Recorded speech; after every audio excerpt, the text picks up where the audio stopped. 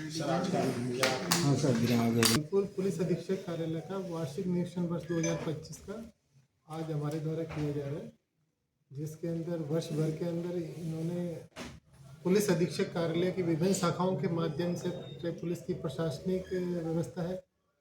अपराध की है, कानून व्यवस्था की है, उसकी मॉनिटरिंग के लिए जो शाखाएं काम करती हैं यहाँ पे, उन शाखाओं का बेसिकली वार्षिक निरीक्षण किया गया। अधिकतर शाखाओं का काम अच्छा पाया गया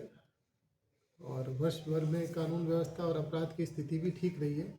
और जहाँ जहाँ पे बेसिकली कोई कमियां हैं, कहीं लैप्सेस हैं या कहीं पर कोई ओवरलुकिंग हो गई है, उन पॉइंट्स को चिन्हित किया जा करके एसपी साहब और इनके अधीनस्थ कर्मचारी अधिकारियों को बताया जाकर कि वर्ष 26 के अंदर ये इस कार्यालय के मार्फत मॉनिटरिंग, सुपरविजन, अपराध, कानून व्यवस्था और प्रशासनिक व्यवस्था में और अच्छा सुधार देखने को मिलेगा। आपके निरीक्षण की गोष्ठी लेंगे अभी जो वृद्धाधिकारी और उससे ऊपर के जो सीनियर अधिकारी हैं, जिसके अंदर मुख्य तौर पे बेसिकली हमारे वर्ष 2026 की जो पुलिस प्राथमिकताएं हैं और जो नवीन आपराधिक कानून है उसका प्रभावी रूप से क्रियान्वयन कराए जाने के संदर्भ में इनको निर्देशित किया जाएगा। और अब तक इन्होंने वर्ष 25 में इस संबंध में जो कार्रवाई की गई है उसकी अभी तक समीक्षा की जाएगी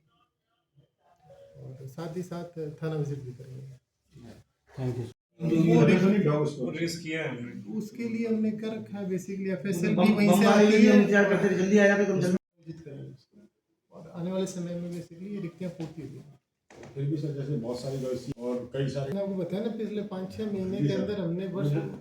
18-19 से भर्तियाँ शुरू करी थी, प्रमोशन शुरू किए थे, तो वर्ष 23-24 तक हमने कर दी है।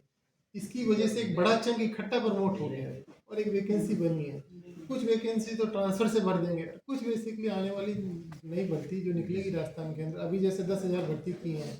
तो ये 7-8 महीने बाद ये भी आ जाएंगे फील्ड के अंदर, तो उससे भी कमी पूर्ति होगी। और आने वाले समय में ये नई वैकेंसी बनी है, इसको भी सरकार बेसिकली अपने जो कैलेंडर रहेगा उसके अंदर एडजस्ट करके जल्दी भर्ती के एग्ज़ाम निकालेंगे। एक तो क्योंकि पुलिस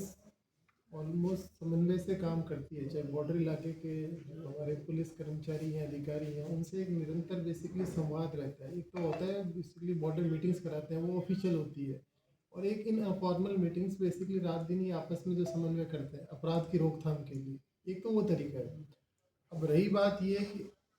कोई अगर सर्टन जगह पर डिकॉय हुआ और उसके कारण वजह से कोई डिपार्टमेंटल इलेक्शन हुआ, पिछले 5-6 महीने पहले भी हम आए थे, तब भी डीजी साहब ने बिल्कुल क्लियर कट डायरेक्शंस दिए थे कि पुलिस का किसी तरह का इन्वॉल्वमेंट नहीं होना चाहिए ऑर्गेनाइज्ड क्राइम के अंदर। अब चूंकि ये तो बेसिकली एक डिकॉय हुआ है, तो डिकॉय के अंदर कुछ चीज़ें खामी समझ में आई, पुलिस मुख्यालय की पकड़ में आई है, इनका भी बेसिकली वर्जन लिया जाएगा उसके अंदर। और ये नहीं कह सकते कि अपराध का ओरिजिन अगर मध्य प्रदेश में हुआ है तो यहाँ की पुलिस के इलाके से अगर कोई गुजरता है तो बेसिकली उसको ओवरलुक नहीं कर सकती। हुई है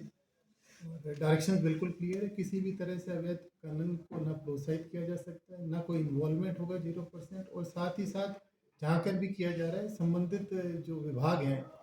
प्रशासनिक विभाग हो गया, रेवेन्यू डिपार्टमेंट हो गया, फॉरेस्ट हो गया, माइनिंग हो गया, जिसके भी इलाके से हो गया, उसके साथ समन्वय करते हुए पुलिस इसके अंदर मजबूती से काम करेगी।